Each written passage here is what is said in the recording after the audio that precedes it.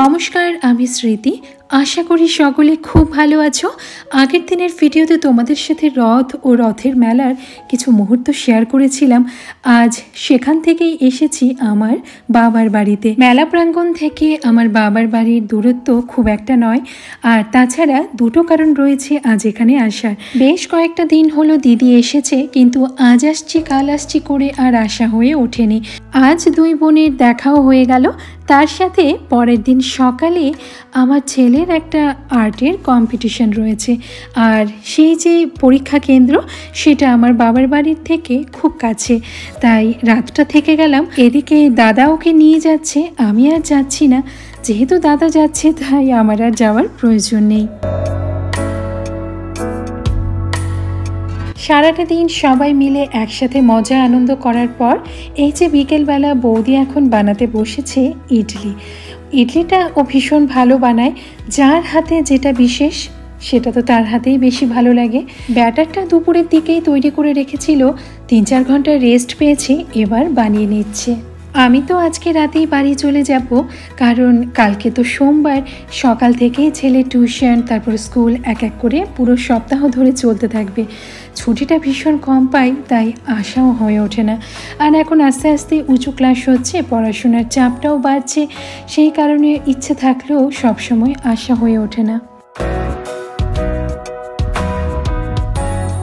এর আগে ইডলির 2টো ব্যাচ হয়ে গেছে, এটা 3 নম্বর ব্যাচ চলছে। খুব একটা বেশি সময় লাগছে না, ওই 3 থেকে 4 মিনিটের মধ্যেই তৈরি হয়ে যাচ্ছে। আজকের এই ইডলিটা না সুজি দিয়ে বানানো হয়েছে। এরপরে আমি যখন বাবার বাড়িতে আসব তখন তোমাদের সাথে এই ইডলির রেসিপি বৌদির কাছ থেকে নিয়ে অবশ্যই শেয়ার করব। না আমি শেয়ার করব না, বৌদিকে বলবো ওই তোমাদের বানিয়ে দেখাবে। যেটা যে ভালো বানায় সেটা তারই বানিয়ে দেখানো উচিত। আমি আর বৌদি প্ল্যান করেছি এর পরের বার যখন আসবো তখন দুজন মিলে ধোসা বানাবো, আর যেখানে আমি থাকবো সেখানে তোমরা তো থাকবেই। অবশ্যই রেসিপি তোমাদের সাথে শেয়ার করব। জানি অনেকেই খুব ভালো বানাতে পারো, তবে আমাদের অপটু হাতের রেসিপিও না হয় একবার দেখে নিলে।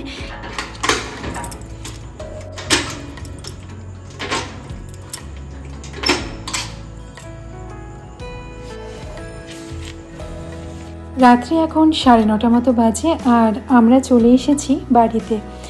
ভাই বোনেরা সারাদিন একসাথে থাকলে যা হয়, তারপর ওই সাময়িক বিচ্ছেদটা মনটা খারাপ লাগে। তো আজকে রাতটা মনটা খারাপ লাগবে, কিন্তু কালকে থেকে তো আর মন খারাপের কোনো অবকাশই নেই, কারণ আবার ব্যস্ততম দিন শুরু। রাতের খাওয়া দাওয়া সেরেই বাড়ি এসেছি, তাই ডিনারের কোনো ঝামেলা আজ আর নেই। এখন ফ্রেশ হয়ে একটু তাড়াতাড়ি ঘুমিয়ে পড়বো, কারণ অন্যান্য দিন রাতে যে সবজি কেটে রাখি আজকে তো আর তা হলো না। এদিকে কালকে সোমবার, সকালবেলাটা ভীষণ তাড়াহুড়ো লেগে যাবে, তাই অন্যান্য দিনের থেকে কালকে একটু সকালেই উঠতে হবে। আগের দিন রাতে বাড়ি আসার পর আর কোনো ভিডিও করিনি। বুঝতেই পারছো, একদিনের জন্য যাই কিংবা 7 দিনের জন্য, বাবার বাড়ি থেকে এলে মনটা একটু খারাপ হয়েই থাকে। সকালবেলা এখন রান্নাবান্না নিয়ে বসেছি। এদিকে তো কড়াই ভালো মতো গরম করে তাতে সর্ষের তেল দিচ্ছি। এখানে মাছের ঝোল রান্না করব। আজ পাবদা মাছের ঝোল রান্না করব সবজি দিয়ে। রেসিপি তোমাদের সাথে শেয়ার করব।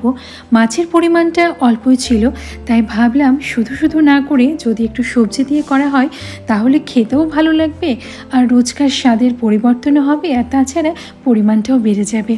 এখানে দেখো আমি পটল, ঝিঙে, আলু, ডাঁটা, আর তাছাড়া পেঁয়াজ, টমেটো, আর মশলার মধ্যে নিয়েছি কাঁচা পাকা লঙ্কা, আদা আর রসুন। আর তাছাড়া এই যে সবজিগুলো মানে পটল, আলু, তারপর ঝিঙে, সব কিছুই দেখো আমি একটু লম্বা করে কেটেছি। মাছের ঝোলের সবজিগুলো একটু লম্বাই ভালো লাগে। তো এইদিকে তেলটাও গরম হয়ে গেছে।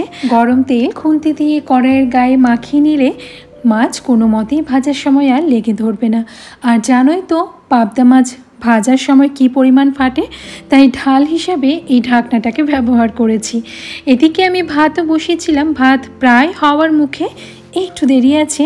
আর তাছাড়া ডাল রান্না হয়ে গেছে, আর আলু ভেজেছি। যেহেতু সবজি দিয়ে মাছের ঝোল রান্না করছি, তাই এক্সট্রা আর কোনো সবজি করিনি। এদিকে দেখো মাছের এক পিঠ ভেজে তো নিয়েছি, উল্টে দিচ্ছি। আর এই উল্টে দেওয়ার কাজটা খুব সাবধানেই করছি, বলতে পারো একটু দূর থেকে, কারণ যে পরিমাণে এই মাছ ফাটে আর ভীষণ তেল ছিটে আসে, তাই সব সময় ঢাকাটা দিয়েই আমি এই পাবদা মাছ বা এই আঁশবিহীন মাছগুলো ঢাকা দিয়েই ভাজি, তাহলে তেল ছিটেটা কম আসে। আর সবসময় লো ফ্লেমেই ভাজার চেষ্টা করি। সবজি ছাড়াও মাছের ঝোলে আমি বড়ি দেব, সেই কারণে মাছ ভাজার তেলেই দেখো বড়িগুলো দিয়ে আমি লাল লাল করে ভেজে তুলে নিচ্ছি।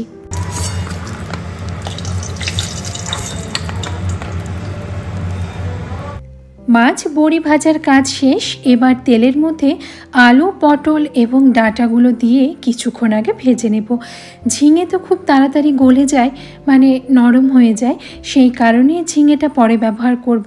আগে তুলনামূলক যে শক্ত সবজিগুলো সেগুলো দিয়ে কিছুক্ষণ ভাজা ভাজা করে নেব, তাহলে এই সবজিগুলো একটু নরমও হয়ে যাবে আর এর মধ্যে যে একটা গন্ধ থাকে সেটাও চলে যাবে। এদিকে মিক্সির বাটিতে আমি কাঁচা পাকা লঙ্কা, রসুন আর আদা এবং টমেটো, তার সাথে দিয়ে দিচ্ছি অল্প একটু গোটা জিরে, একটু জল দিয়ে এই সব কিছুর একটা মসৃণ পেস্ট বানিয়ে নিচ্ছি। আর অন্যদিকে দেখো সবজিগুলো ভাজতে ভাজতে তার গায়ে ভাজার একটা রং চলে এসেছে। যদিও এই ভাজার সময় নুন হলুদ গুঁড়ো ব্যবহার করিনি, এই সময় চাইলে ভাজা সবজিগুলো তুলে তারপর পেঁয়াজটা ব্যবহার করা যেত, কিন্তু আমি সবজিগুলো না তুলে এর মধ্যে পেঁয়াজ এবং ঝিঙেটা দিয়ে আবারও বেশ কিছুক্ষণ ভাজবো। যেহেতু ডাঁটা, পটল এবং আলু ভাজতে ভাজতে বেশ অনেকটাই নরম হয়ে গেছে, এবার পেঁয়াজ এবং ঝিঙের গায়ে একটু ভাজা ভাজা রং আসতে দেব। তারপরে এর মধ্যে দিয়ে দেব পরিমাণ মতো নুন, হলুদ গুঁড়ো, সামান্য একটু কাশ্মীরি লঙ্কার গুঁড়ো আর দিলাম সামান্য একটু চিনি।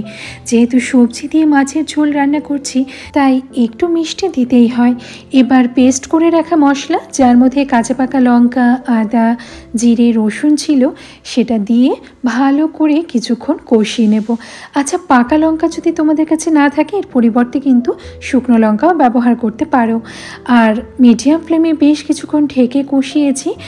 এখানে তো খুব বেশি পরিমাণ তেল দিইনি, আর তাছাড়া সবজিগুলোও রয়েছে, মশলা রয়েছে, তাই তেল একদম ভেসে উঠতে দেখা যাবে না, কিন্তু মশলাগুলো খুব ভালো মতো যে কষানো হয়ে গেছে সেটা দেখলে বোঝা যাবে। তাছাড়া এইভাবে ঢেকে ঢেকে কষানোর ফলে সবজিগুলো খুব সুন্দর নরম হয়ে গেছে। বাকিটা এই ঝোলের মধ্যে সেদ্ধ হয়ে যাবে। পরিমাণ মতো গরম জল দিয়ে দিয়েছি আর ভেজে রাখা বড়িগুলো দিয়ে লো ফ্লেমে আরও কিছুক্ষণ ঢেকে রাখবো। সবজি দিয়ে যে মাছের ঝোল রান্না করছি এতে না ঝোলের জন্য জলের পরিমাণটা একটু বেশিই দেব, কারণ সবজিগুলো সেদ্ধ হওয়ার পর নিজের মধ্যে বেশ খানিকটা জল আবার টেনে নেবে। তাই যখন ঝোলটা ঠান্ডা হয়ে যাবে তখন একদম গাঢ় থকথকে হয়ে যাবে। আর তাছাড়া এই ধরনের ঝোল একটু পাতলাই ভালো লাগে খেতে। এদিকে বেশ কিছুক্ষণ ঢেকে রাখার পর সব সবজি এবং বড়ি খুব সুন্দর সেদ্ধ হয়ে গেছে। ভেজে রাখা মাছগুলো একটা একটা করে ঝোলের মধ্যে দিয়ে ফ্লেম অফ করে দিয়ে দেব পাতিলেবুর রস। লেবুর রসটা একটু বেশি পরিমাণে দেব, ঝোলটা খেতে একটু টকটক হবে। আর এই গরমে এইরকম মাছের ঝোল কি যে অমৃত লাগে, শুধু মাছের ঝোল দিয়েই ভাত খাওয়া হয়ে যাবে। ভিডিওর শেষে একটা লাইক, একটা কমেন্ট অবশ্যই চাই। আজ আসি।